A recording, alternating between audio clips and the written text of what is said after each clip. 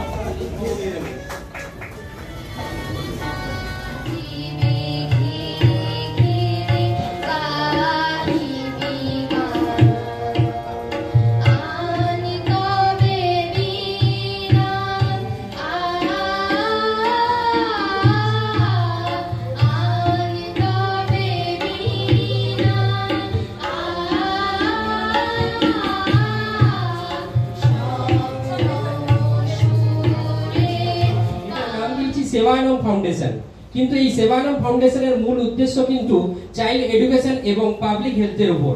Child education মানে কি? আমরা চাই নারায়ণগড় ব্লকের সকল পিতৃহীন স্টুডেন্টদের, পিতৃহীন যে বাচ্চারা, তাদের কাছে শিক্ষাটাকে সঠিকভাবে পৌঁছে দিতে। সবার পক্ষে সম্ভব নয়, পিতৃহীন বাচ্চাদের পক্ষে মোটেও সম্ভব নয় বেসরকারি স্কুলে পড়ে সঠিকভাবে শিক্ষা লাভ করা।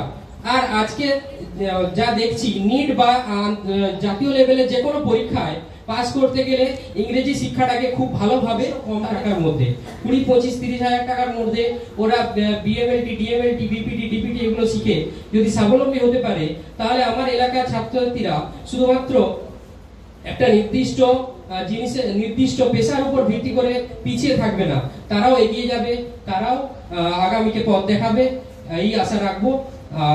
আবার আমার সামনে উপস্থিত সমস্ত গুণীজনদের আমি যথাযোগ্য সম্মান শ্রদ্ধা জানিয়ে আজকে আমার এই বাচ্চাদের ইংরেজি মাধ্যমে শিক্ষাদান, নিশ্চিতভাবে শিক্ষাদান বলতেই ইংরেজি বাংলা সব রকমই শিক্ষাদান করা হয়।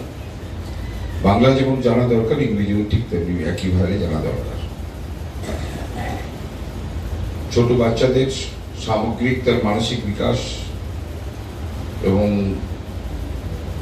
তার জীবনের সচেতনতামূলক নানান কর্মসূচি, মানবিক শিক্ষাদান, সমাজ সচেতনমূলক শিক্ষাদান, সব দিক থেকে একটা শিশুকে বড় করে তুলতে গেলে এই বিষয়গুলির উপর গুরুত্ব থাকে। যাই হোক, উদ্দেশ্য মহৎ হলে আগামী দিন তার মানুষের মধ্যে তার প্রভাব সৃষ্টি হবে, মানুষ আকৃষ্ট হবে, ধন্যবাদ দেবেন, আশীর্বাদও দেবেন। আমারও ভবিষ্যতের জন্য আশীর্বাদ রইল, ধন্যবাদ রইল। যদি সঠিকভাবে সঠিক পথে পরিচালিত সামগ্রিকভাবে যে সমস্ত বিষয়গুলি বলা হলো, কারণ শুধু উদ্বোধনের মধ্যে দিয়ে সীমাবদ্ধ থাকবে না, তার নানান বিষয়ের উপর তার সামগ্রিক কাজের ডেভেলপমেন্ট থাকার প্রয়োজন আছে। শুরুটা যেভাবেই হোক না কেন, পথ চলাটা ঠিক থাকলে শেষ পর্যন্ত পৌঁছানো যায়। তো সেটা যদি উদ্দেশ্য ঠিক থাকে তাহলে নিশ্চিতভাবে পৌঁছানো যাবে। এভাবেই নানান সমাজে নানান ক্ষেত্রে নানান প্রতিষ্ঠান গড়ে ওঠে। তো আমি ধন্যবাদ জানাবো যে তার সামগ্রিক চেষ্টা যেভাবে তিনি ব্যক্ত করছেন, তাতে আমাদের অনেক ছেলে মেয়েদের বা আমাদের যারা প্রান্তিক পরিবারের ছেলে মেয়েরা অনেকটাই উপকৃত হবে। আমি বেশিক্ষণ থেকে আপনাদের অনেকের সঙ্গে কথোপকথন বা আপনাদের কথা শুনে শোনার সময় থাকলে ভালো লাগতো, কিন্তু আমাদের বেলদাতে একটু সারবতী যাবেন, কোথায় ডাক্তারবাবু বেরিয়ে গেছেন। ক্লাবের আজকে লায়ন্স ক্লাবের আজকে বাৎসরিক অনুষ্ঠান, তারা উদ্বোধক হিসেবে রেখেছি, বসে আছে, ওরা বারবার ফোন করছে। তো আমি সে কারণেই চলে যেতে হচ্ছে। আমাদের অন্যান্য আমার সতীর্থরা আছেন, আমাদের মিহিরবাবু, সুকুমারবাবু বা আমাদের প্রধান অন্যান্যরা আছেন, তারা বলবেন। আপনাদের সবাইকে আমার আন্তরিক শুভেচ্ছা জানিয়ে আমার কথা বলা শেষ করলাম। উন্মোচন করছেন শ্রদ্ধাভাজন বিধায়ক সূর্যকান্ত দত্ত মহোদয়।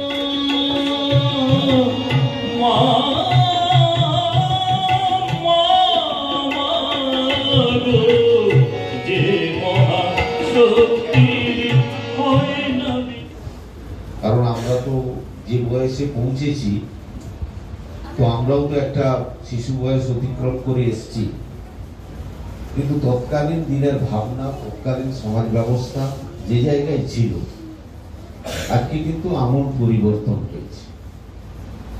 আজকে শিক্ষা ব্যবস্থা বলুন, স্বাস্থ্য বলুন, সব জায়গায়। আজকে আমরা সরকার থেকে ভাবতাম যে প্রথমে রুটি কাপড়া ও মাকান, খাদ্য বস্ত্র বাসস্থানের কথা আমরা ভাবতাম, কারণ মানুষকে বেঁচে থাকতে গেলে খাদ্য না হলে মানুষ বাঁচবে না, এবং মাথার উপরে একটা ছাদ থাকা দরকার আছে, এবং একটা আবরণ বস্ত্র থাকার দরকার আছে। কিন্তু বিশেষ করে এই সমস্যাটা প্রায় 99% মিটে গেছে। এখন অনাহারে আর মানুষের মৃত্যু হয় না, খাদ্যের অভাব কারণে। মাথার উপর ছাদ প্রত্যেকেরই আছে, মাটির জায়গায় এখন পাকা হচ্ছে। এবং বিশেষ করে আমাদের বস্ত্রেরও কারো অভাব নেই, যদিও পশ্চিমবাংলা একটা সময় পিছিয়ে গেছিল অনন্তবাবুদের সময়, যে ইংরেজি না থাকলেও না পড়লেও চলবে, সেকেন্ড ল্যাঙ্গুয়েজ করে দেওয়া হয়েছে, যে ইংরেজি বাধ্যতামূলক নয়। কারণ আমরা বলেছিলাম, তখন একটা স্লোগান তুলেছিলাম যে আমাদের কি মাতৃভাষা মাতৃদুগ্ধ, এটা যেমনি ভাষা, যার জন্য একটা সময়ে একটা যুগ, একটা জেনারেশন এই বাংলায় পিছিয়ে গেছিল। পরবর্তীকালে সেটা ওনারা ভুল স্বীকার করে সেটাকে একটু পুনরায় আবার অর্থাৎ বাংলা সেই জায়গায় কিন্তু অনেকটা সহযোগিতা হাত বাড়িয়ে দেবেন বিভিন্ন ক্ষেত্রে। সেক্ষেত্রে দেখবেন এই সামাজিক প্রতিষ্ঠান আগামী দিন সমাজ গড়ার ক্ষেত্রে একটা বড় ভূমিকা পালন করবে।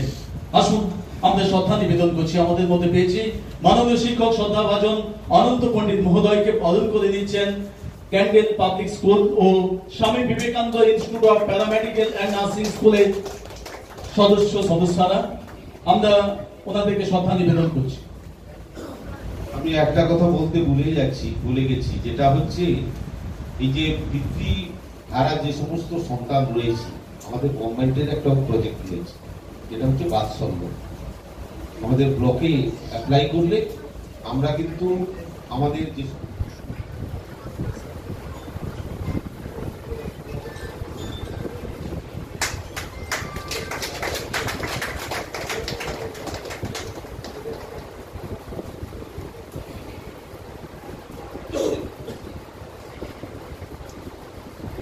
এরপর আমাদের মাঝে উপস্থিত শুভঙ্কর কিছুদিন আগে গিয়েছিল যে আমি একটি উদ্যোগ নিচ্ছি। এই উদ্যোগ আমাদের বাখরাবাদ গ্রাম পঞ্চায়েতে অনেক প্রাথমিক বিদ্যালয় আছে, আমাদের পাবলিক বাংলা মিডিয়াম অনেক আছে। আমি উদ্যোগ নিয়েছি আমার এই বাখরাবাদে একটা ইংলিশ মিডিয়াম করব, এবং ছোট বাচ্চাদের যাতে ইংলিশের একটু আমরা শিক্ষা দিতে পারি, সেই উদ্যোগ আমরা গ্রহণ করেছি। আমাদের একটু সহযোগিতা করতে হবে। আমরা বলেছিলাম নিশ্চয়ই আমরা সহযোগিতা করব। সেই ক্ষেত্রে তার এই উদ্যোগকে আমরা ধন্যবাদ জানাই, কারণ আমি কিছুদিন আগে প্রায় ফেব্রুয়ারি মাসে এরকম স্বামী বিবেকানন্দ ইনস্টিটিউটে একটা টিম কলকাতা থেকে আমাদের জগৎপুর জুনিয়র হাই স্কুলে এসেছিলেন, এবং আমরা যোগাযোগ করে নিয়ে এসেছিলাম যে বর্তমান আমার মেয়েরা বলছিলেন যে আমরা এই মধ্যে আমাদের ছোটবেলার ক্লাসেই অভ্যস্ত থেকে প্রতিবার ছাত্রছাত্রী বা বাবা মা গার্ডিয়ানরা যে সমস্ত পরিবারে সচেতন, তিনারা হয়তো ইংরেজির দিকে একটু সেই বাচ্চাগুলো আগ্রহ দেখায় না হয়, কিন্তু